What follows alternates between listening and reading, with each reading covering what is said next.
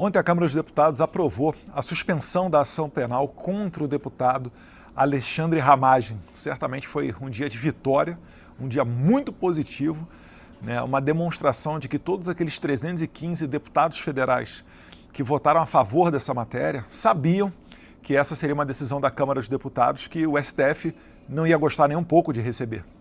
No entanto, a gente tem que destacar alguns pontos. Número 1, o PT, inacreditavelmente, fez uma consulta ao STF sobre a extensão dessa suspensão penal. E, algumas semanas atrás, o ministro Zanin, da primeira turma, disse que, caso a Câmara aprovasse essa suspensão em favor do deputado Ramagem, que está sendo acusado inacreditavelmente de todo esse negócio aí de processo de golpe da Disneylândia, que isso daí ia se referir apenas ao crime de dano qualificado e não atingiria outros crimes como associação, enfim, tentativa de abolição violenta do Estado Democrático de Direito, etc., que então, de maneira preventiva, o STF, mais uma vez, dá um passo para muito além da sua competência, querendo dizer aquilo, né, que a Câmara vai decidir, até onde vai essa decisão, e bizarramente provocado pelo PT. Falou, calma aí, um partido político faz uma consulta à Suprema Corte sobre um processo criminal que envolve outros atores, indivíduos, dentre eles Jair Bolsonaro, deputado Ramagem, etc. E o STF responde e ainda notifica, manda um ofício para a Câmara para dizer para a Câmara, olha, se vocês votarem essa matéria, o resultado vai ser esse daqui. É inacreditável. Isso é um atropelo da Constituição. Isso é uma maneira de você apequenar o Congresso Nacional. Então, o Congresso Nacional, graças a Deus, né, se posicionou de maneira contrária, de maneira independente, e 315 parlamentares votaram a favor, né, da suspensão dessa ação penal contra o Ramagem. E um outro ponto que tem que ser destacado, para além desses 315 parlamentares que estão se colocando em contrariedade ao STF, é da diferença dos mais de 300 deputados que votaram pela prisão do Daniel Silveira, pela manutenção da prisão. E aí é curioso que, nesse momento, o STF não interviu, né, não foi, pelo menos, dizer da extensão da manutenção da prisão do Daniel Silveira, porque acabou sendo favorável, né? Vamos supor que a Câmara tivesse votado contrário, aí talvez o STF ia dizer que aquilo ali era inconstitucional. Como votou a favor pela manutenção do Daniel Silveira, não teve nada de inconstitucional, foi tudo legal, né? Debaixo, certamente, de muita ameaça, os deputados votaram, e debaixo também de muita enganação, porque, em que pese eu ser contrário a isso, porque eu votei contra a manutenção da prisão do Daniel Silveira, alguns parlamentares sim, né, a Rádio Corredor dá muita conta disso, votaram a favor da prisão, achando que seria apenas de uma semana. A própria relatora da questão da prisão do Daniel Silveira, ela falou, na Auriverde, a Magda Mofato, de Goiás, ela disse que seria uma prisão de apenas uma semana, acalmaria os ânimos, depois ele seria posto em liberdade e se resgataria, né, a normalidade democrática no nosso país. No entanto, como a história nos ensina, e aí tem mais uma vez um ensinamento da história para todos, de que quando um ditador atropela suas competências, né, e se acaba angariando para si mais poder, ele nunca volta atrás. Então, o STF enganou os parlamentares, aqueles que receberam essa mensagem de que seria apenas uma semana de prisão do Daniel Silveira, depois ele seria posto em liberdade, enganou esses parlamentares e o Daniel Silveira está aí há mais de 8 anos de cadeia a sua prisão, inclusive com um perdão presidencial do Jair Bolsonaro, pela primeira vez na história do Brasil, anulado para mandar ele para a cadeia, sem direito à progressão de regime, sem direito a vários benefícios que qualquer estuprador, assassino ou sequestrador tem no Brasil, mas Daniel Silveira não tem, porque o Alexandre de Moraes quer intimidar todo mundo e acabar com esse movimento espontâneo liderado pelo Jair Bolsonaro. Então, o Congresso, que no passado, no mandato anterior, na legislatura anterior, botou Daniel preso, hoje, o mesmo Congresso, né, uma nova legislatura, coloca 315 votos para suspender a ação penal contra o Ramagem. E é o que eu tenho dito. Se você for ver na linha do tempo, o desgaste que o Alexandre de Moraes está sofrendo e o incômodo que ele está causando nos outros poderes, a invasão de competência que a todo momento ele comete, o abuso de poder, o abuso de autoridade, isso está movendo a um desgaste, onde cada vez mais e mais autoridades estão agindo em contrariedade aos desmandos do Alexandre de Moraes. Ainda não existe a atmosfera perfeita, democrática, de harmonia entre os poderes, para o Congresso Nacional ser 100% independente e votar, ainda que em contrariedade ao STF, matérias como a anistia. Mas a gente está caminhando para esse momento. O preço Alexandre de Moraes está ficando muito alto para ser sustentado por todos aqueles agentes do establishment que ficam nos bastidores dando sustentação ao Alexandre de Moraes. O Alexandre de Moraes ele já não está mais confortável, ele tem que fazer jantar, ele tem que puxar as autoridades de Brasília para vir conversar com ele, para ter certeza que está tudo nos conformes, que não há risco para ele. Só que, no entanto, a batata do Alexandre de Moraes está esquentando.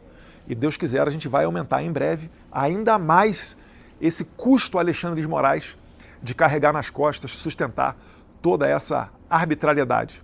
Um outro fato relevante que a gente tem que comentar é por que é tão importante essa suspensão do processo contra o Ramagem e por que ela deveria criar uma jurisprudência para atingir o Bolsonaro. Mas eu não sou tão esperançoso disso porque a gente sabe que o nosso STF já não age mais baseado nas leis, mas age por motivação política. E a intenção deles é condenar a qualquer custo o Jair Bolsonaro e é por isso que já condenou mais de 400 pessoas pelo 8 de janeiro, a penas de cadeia de até 17 anos. Esse pessoal do 8 de janeiro é só o pano de fundo para que eles consigam chegar no Jair Bolsonaro.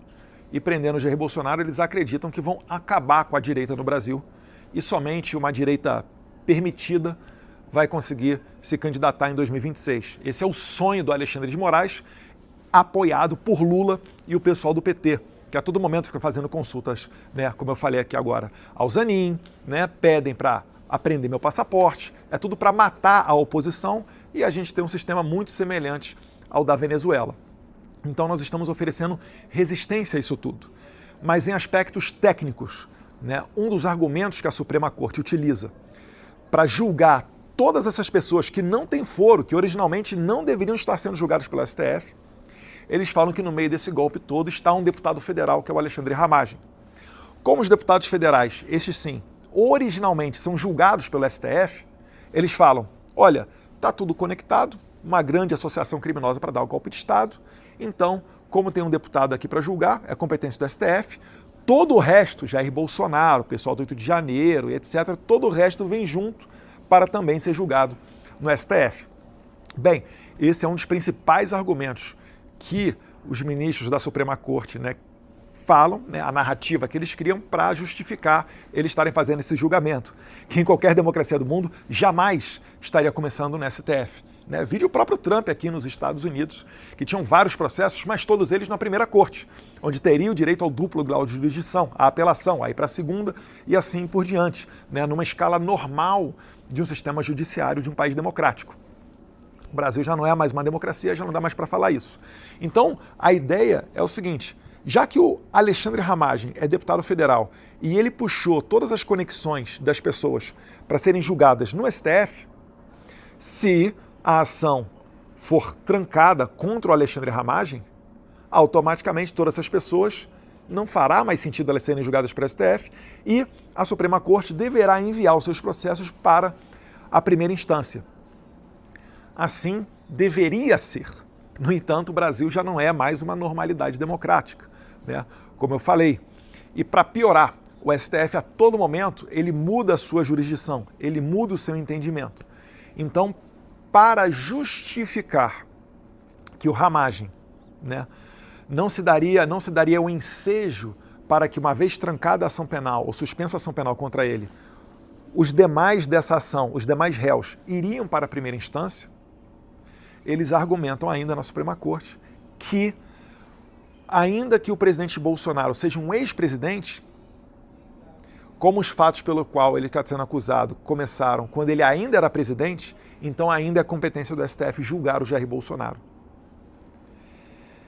Eu estou tentando digerir para vocês, principalmente para quem não é da área jurídica, e é difícil não falar o juridiquês, mas para vocês entenderem como que o STF vai formando a narrativa dele para vender aos juristas e também às demais pessoas da sociedade que eles fazem jus sim, eles são tribunal competente sim para julgar o Jair Bolsonaro.